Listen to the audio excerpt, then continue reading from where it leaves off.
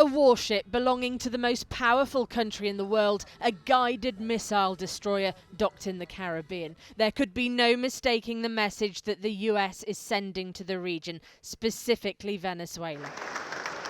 Trump has accused its president, Nicolas Maduro, of being the leader of a drug-trafficking organisation, which he denies. The Venezuelan government says the US is trying to remove Maduro from power and has accused the US of fabricating a new war. Y el pueblo de los Estados Unidos lo sabe. Se están inventando. And the people of the United States know it. They're making up a new eternal war.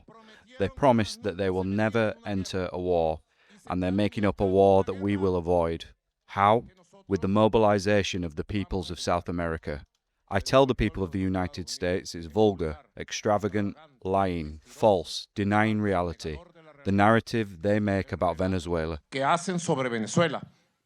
Last month on social media, Donald Trump posted a video appearing to show US military forces blowing up a ship. He claimed it was targeting drug trafficking cartels, saying they posed a threat to national security, foreign policy and vital US interests. He said, if you're transporting drugs that can kill Americans, we are hunting you. The US says more than 40 people have been killed in such strikes off the coast of South America so far.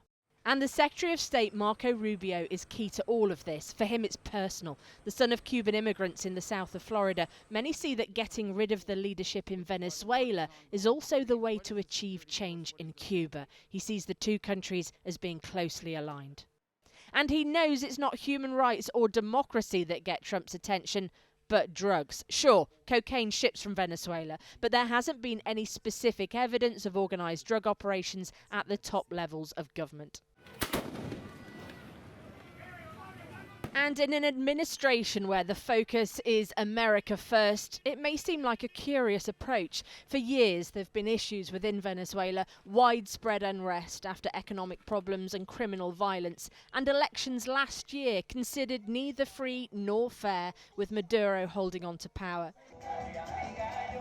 Aboard Air Force One on his way to Malaysia, Trump said he would also be meeting the Brazilian president to talk about Venezuela, because this is an issue that has the potential to destabilise the entire region.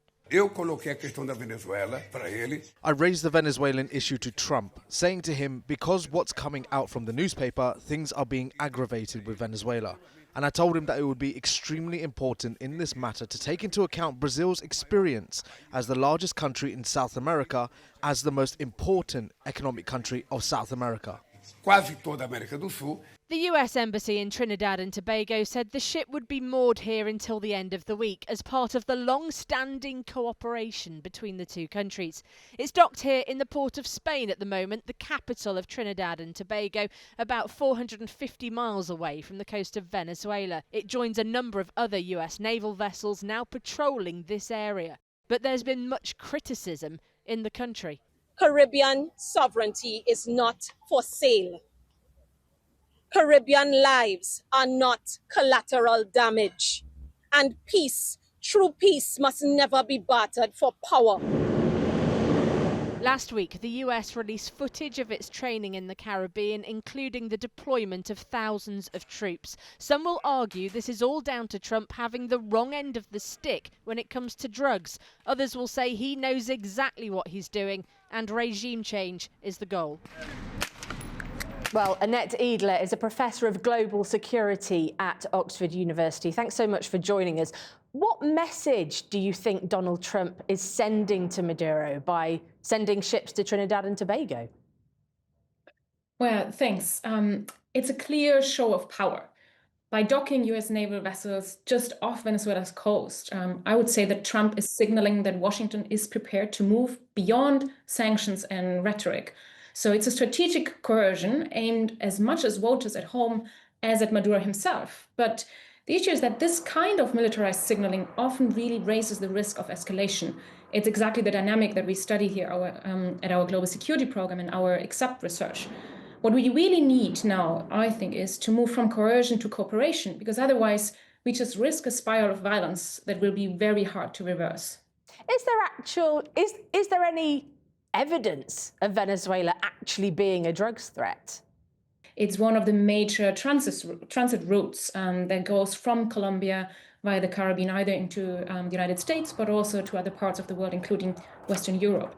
But it is, as I said, it's a transit route. It's not the root cause. Cocaine is still predominantly produced in Colombia. So while Venezuela is important, and of course there's also links, we know there's links between Venezuelan government officials and the illicit drug trade and also other forms of organized crime, it really is just a part of a bigger picture. And unless this bigger picture is being addressed, there's no way that the US will really be able to achieve anything meaningful with that. A lot of people have pointed to Marco Rubio. Was it Rubio that convinced Trump that Venezuela was responsible for drugs entering the US in order to kind of interest him putting the wind at Maduro, I suppose? Well, Rubio and other hardliners have, of course, long promoted this idea, right, that Venezuela is a narco state, and that's basically to keep it high on Trump's agenda. Of course, it is politically useful because it links foreign enemies, drugs, and border security. The timing of this is very curious as well, because in Trump's first term, the US wasn't willing to get militarily involved. So why now? Well, I mean, I think we've made this mistake a lot to just say Trump 1 equals Trump 2, right? And we've already seen across the board that there is a different phase here in which we are. There's a different level of escalation. And of course, there's a different way in which Trump is operating. And this is, of course, also something where we really need to be very, very careful because methods really matter, right? So yes, the threat has been seen in the past, and it's also been clear in the past that Trump did not agree, of course, with Maduro's policies and with the threat coming from South America and Central America. Is there a risk here that Venezuela's instability could spread to other countries as well, specifically the US getting involved? Yes, definitely. And I would argue that actually it has already happened. We've seen in the past how Venezuela's own socioeconomic and political crisis has already spilled over its borders through the illicit trade, through migration. More than 7 million Venezuelans have left the country. And of course, also through insecurity that we see not just along the borderlines, but also beyond that.